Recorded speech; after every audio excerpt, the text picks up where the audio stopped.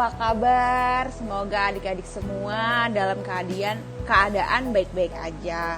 Puji Tuhan kita bisa berkumpul pada hari ini walaupun masih di rumah masing-masing, tapi kita bersyukur sama Tuhan kita masih diberikan kesempatan untuk mengikuti ibadah pada hari ini. Oke adik-adik, kita siapkan hati kita siapkan keberadaan kita mau masuk ke dalam hadirat Tuhan dengan posisi yang baik dan yang benar ya, duduk masing-masing. Sebelum kita beribadah pada hari ini, kita mau berdoa dulu. Yuk lipat tangan, tutup mata, kita berdoa. Tuhan Yesus yang baik, terima kasih Tuhan untuk waktu dan kesempatan yang Tuhan berikan kepada kami sehingga kami bisa mengikuti ibadah pada hari ini.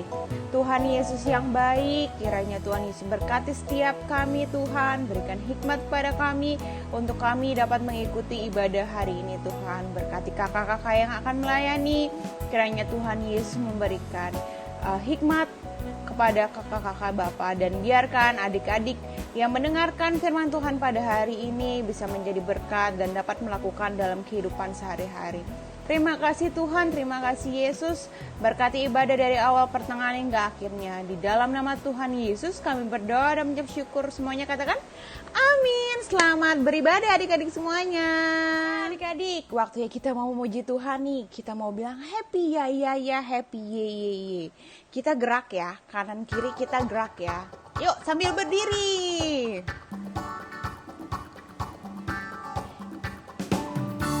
Sambil bergerak ya adik-adik semuanya ya. Ingatkan ya gerakannya ya. Yuk. Happy ya, happy ye. Saya senang jadi anak Tuhan. Siang jadi kenangan, malam jadi impian. Cintaku semakin mendalam. Sekali lagi. Happy ya, happy ye. Saya senang jadi anak Tuhan. Siang jadi kenangan, malam jadi impian. Cintaku semakin mendalam. Cintaku semakin mendalam. Cintaku semakin mendalam.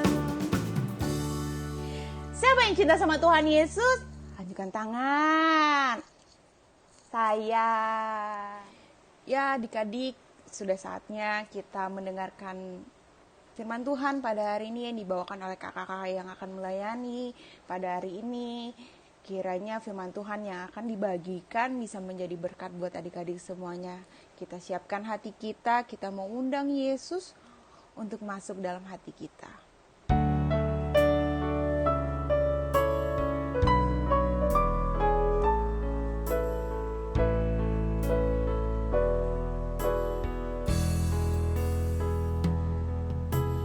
Yesus ku panggil, Yesus ku undang, masuk dalam hatiku.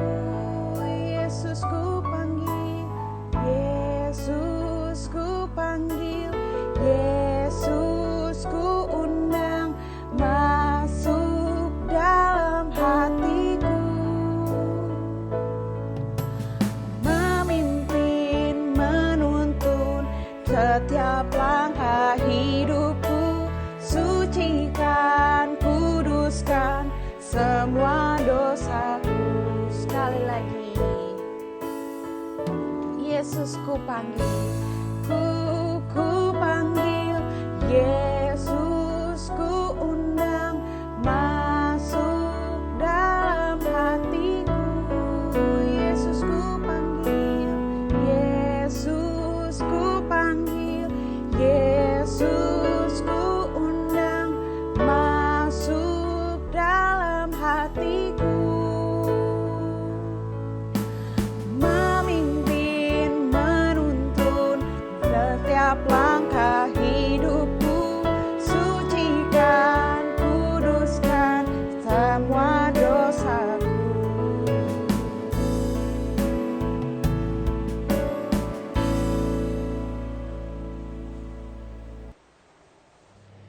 Shalom adik-adik, apa kabarnya? Harus selalu sehat ya. Adik-adik, tadi kita udah memuji Tuhan bersama-sama. Nah, sekarang saatnya untuk adik-adik mendengarkan cerita Tuhan. Ayo, kalau ketemu Kak Eci, harus apa ya saatnya mendengarkan firman Tuhan?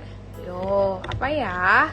Nah, betul sekali, Kak Eci harus selalu sediakan Alkitab.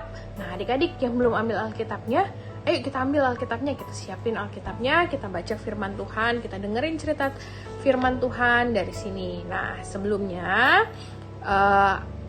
kita mulai cerita tentang firman Tuhan, kita berdoa dulu yuk adik-adik. Lipat tangan, tutup mata, jangan ngintip kanan kiri ya. Lipat tangan, tutup mata, mari kita berdoa. Tuhan Yesus yang baik, terima kasih Tuhan kalau pada pagi hari ini Tuhan kami masih diberikan kesempatan Tuhan untuk beribadah bersama-sama dengan-Mu ya Tuhan.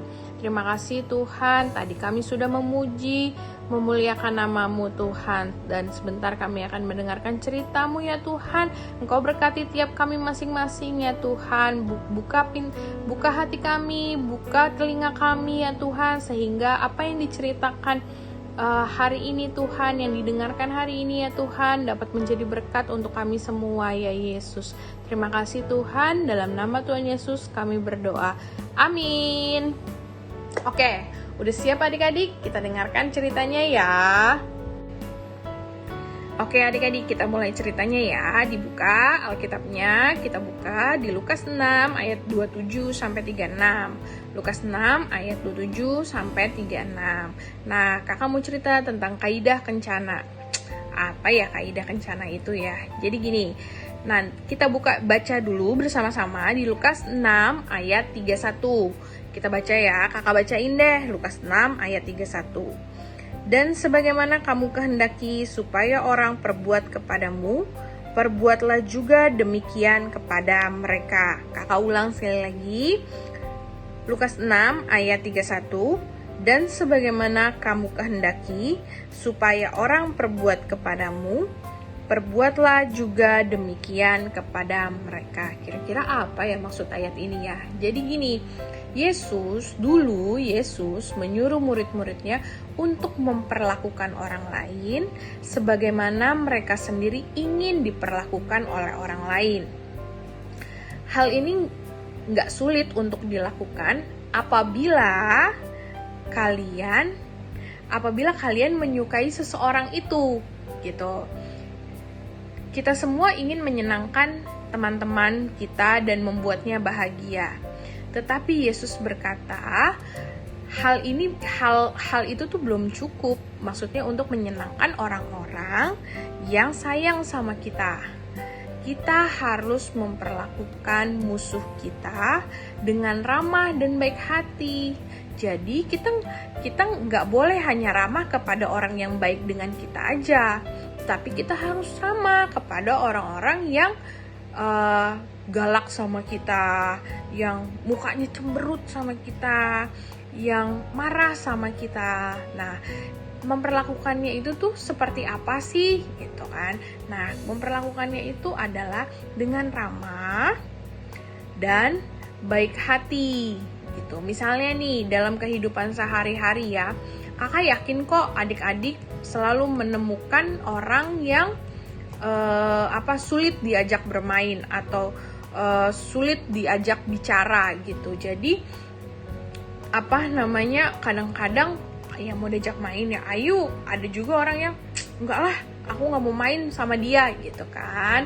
Nah, mungkin perlakuan kita juga buruk terhadap mereka. Belum tentu juga menurut kita baik sudah memperlakukan, tetapi menurut orang lain itu sebenarnya kita memperlakukan hal yang buruk juga dengan mereka gitu kan. Sebenarnya untuk orang-orang yang gak ramah gitu ya, atau yang marah-marah, gampang sih sebenarnya adik-adik dalam logika kita. Jadi ya udah, kalau kamu nggak mau main sama aku, ya udah aku pun juga nggak mau main sama kamu, misalnya kayak gitu. Atau ya udah, kamu marah-marah sama aku nggak mau main loh sama kamu kayak gitu sama aku. Nah, misalnya kayak gitu. Nah, tapi nggak bisa gitu juga kan. Nanti kan adik-adik juga kalau temen yang nggak ada itu kan juga merasa kesepian juga gitu kan. Jadi nggak bisa, kita juga harus ya udah, habis dia jahat sih sama aku juga harus jahat sama dia. Bukan seperti itu. Aku ngejauh aja deh dari dia, bukan seperti itu juga. Yang Tuhan Yesus ajarkan adalah ketika ada orang-orang yang misalnya memang tidak enak untuk dilihat, tidak ramah, tetapi Tuhan Yesus mengajarkan adalah supaya adik-adik tetap ramah, tetap baik hati, tetap kita harus mendoakan gitu ya. Kenapa adik-adik kenapa sih Kak kok harus ramah, kok baik hati gitu kan. Nah, kakak cerita dulu ya kenapa kita harus kayak gitu. Jadi gini, dulu pada saat waktu zaman Alkitab ada pepatah yang dianut oleh orang banyak. Pepatah itu mengatakan bahwa orang harus mengasihi teman-temannya tetapi membenci musuh-musuhnya. Dulu. Nah, akan tetapi Yesus memberikan peraturan baru kepada pengikut-pengikutnya. Ia mengajarkan bahwa mereka agar mengasihi musuh-musuhnya. Mereka juga harus berdoa bagi orang-orang yang memperlakukan mereka dengan jahat. Kalau nanti abis pelajaran ini adik-adik lihat deh di Lukas 6 itu, Lukas 6 ayat 27 sampai 36. Kakak ambil ya, coba mungkin di ayat 27-nya. Tetapi kepada kamu yang mendengarkan aku berkata, kasihilah musuhmu, berbuatlah baik kepada orang yang membenci kamu. Nah, gitu. Jadi, meskipun sejahat apa orang itu, kita harus tetap berbuat baik, kita harus tetap ramah, gitu, dan harus berdoa bagi musuhnya, gitu. Nah, pada saat Yesus berbicara seperti itu kepada pengikutnya, dulu pada saat Yesus orang-orang itu banyak orang-orang yang dijajah oleh orang Romawi. Pemerintah Roma memaksa rakyatnya mengikuti peraturan-peraturan orang Roma.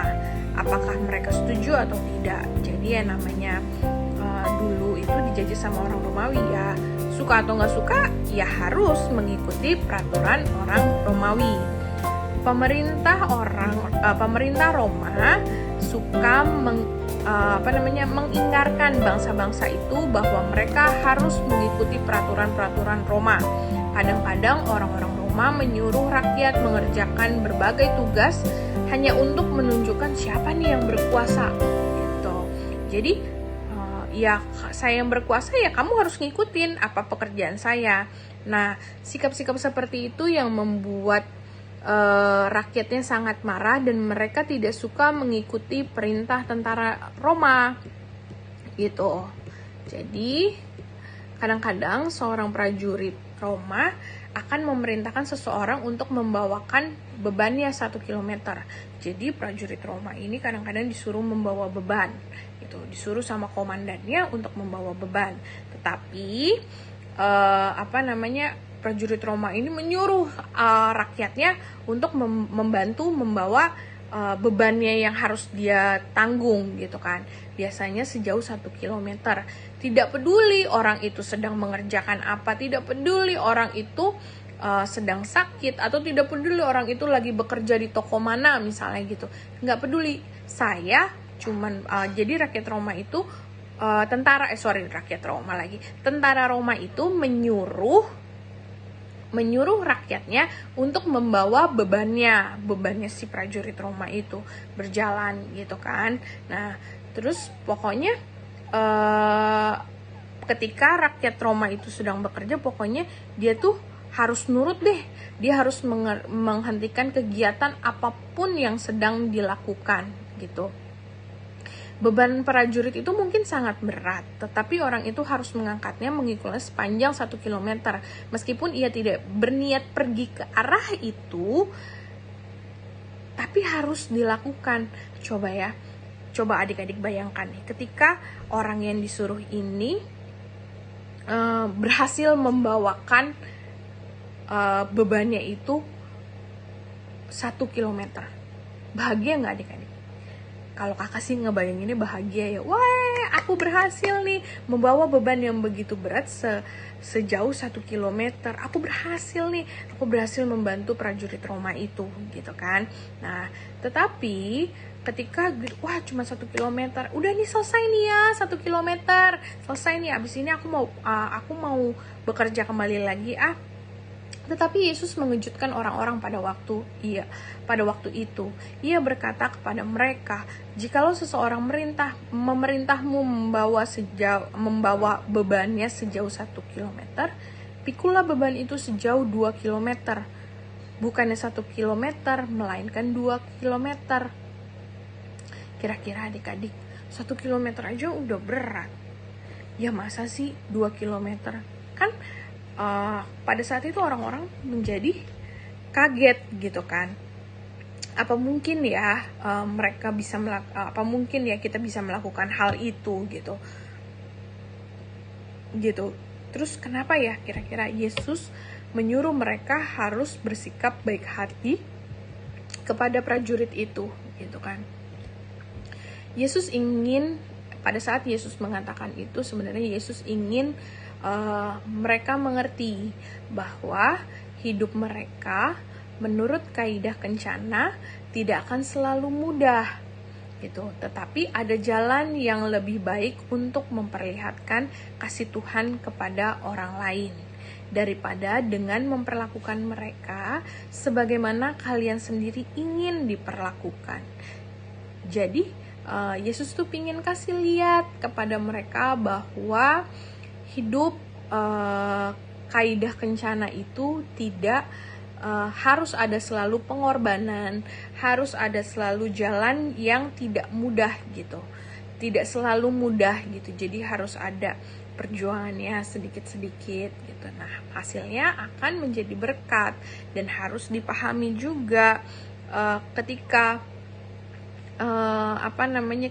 kita membantu mereka itu, mereka akan melihat sikap kita dan mereka akan memperlihatkan kasih Tuhan kepada orang lain secara tidak langsung.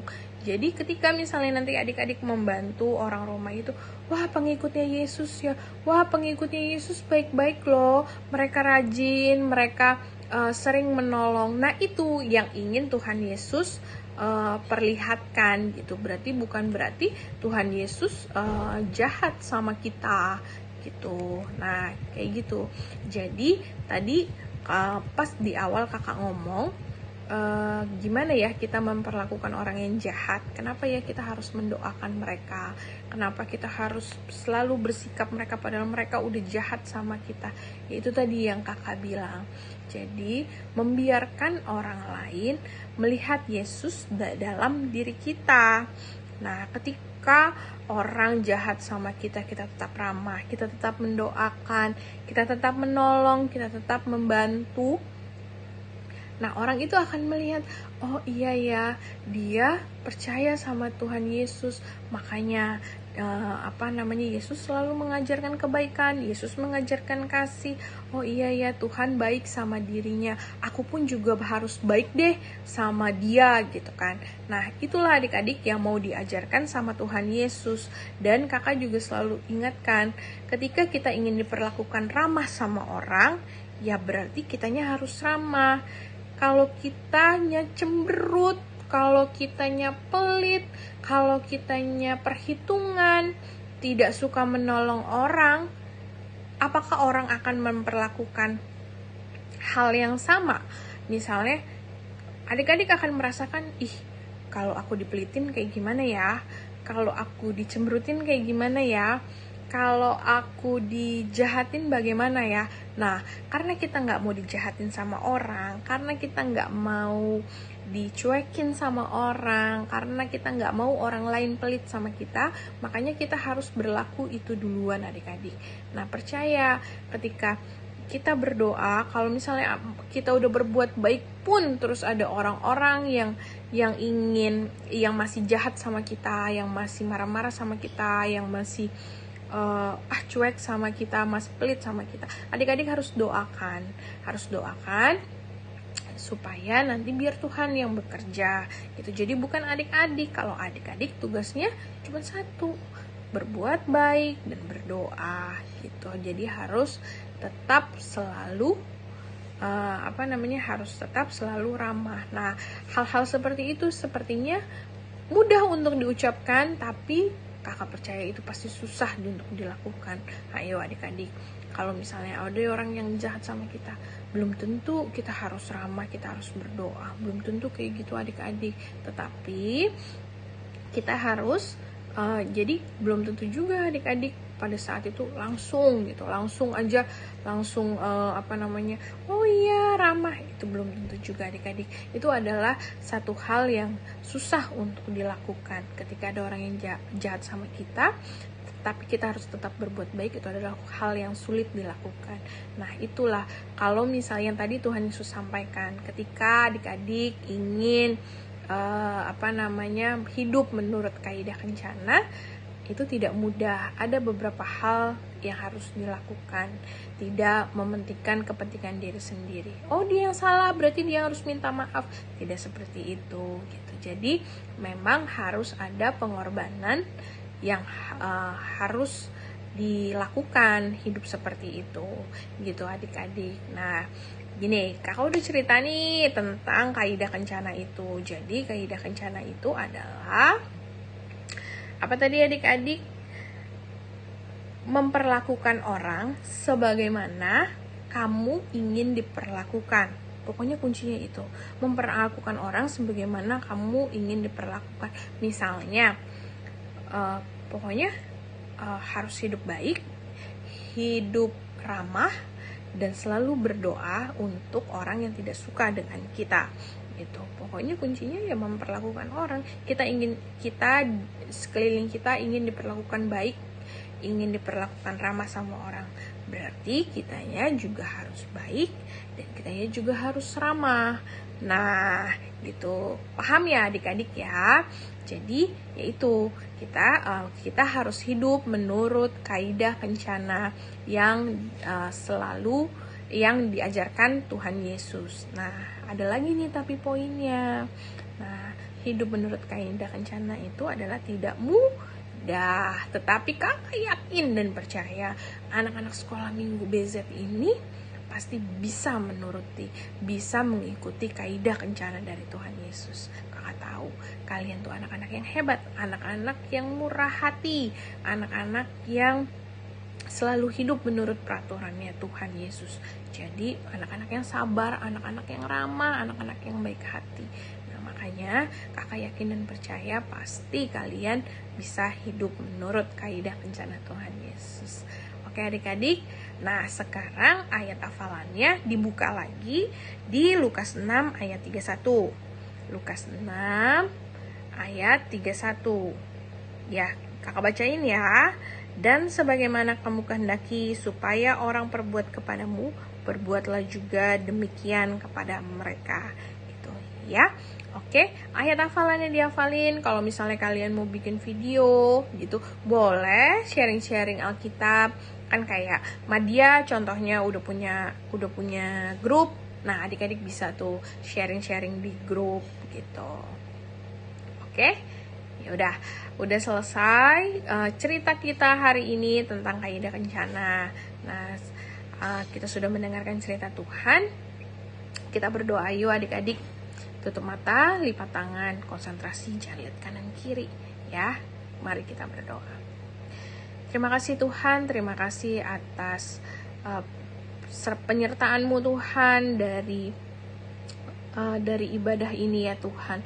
Ya Tuhan, Engkau berkati hati kami masing-masing ya Tuhan, agar selalu hidup menurut kehendak-Mu ya Tuhan. Ajar kami ya Tuhan sebagai anak yang selalu ramah, anak yang selalu baik hati, anak yang selalu murah hati Tuhan, murah hati untuk mengampuni ya Tuhan, sabar ya Tuhan, sehingga kami bisa hidup sesuai dengan kaidah kencana-Mu ya Tuhan. Terima kasih Tuhan, selalu sertai kami. Ampuni dosa-dosa kami ya Tuhan. Biarlah apa yang kami dengarkan, cerita yang kami dengarkan pada hari ini ya Tuhan, dapat menjadi berkat untuk kami ya Tuhan. Terima kasih Tuhan, dalam nama Tuhan Yesus kami berdoa. Amin. Oke adik-adik, udah selesai. Terima kasih untuk perhatiannya adik-adik. Sampai ketemu lagi. Shalom.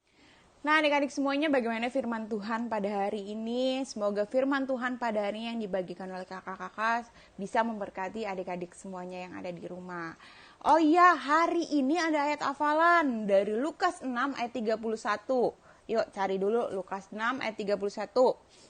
Bunyinya bagaimana? Yuk sama-sama ya. 1, 2, 3.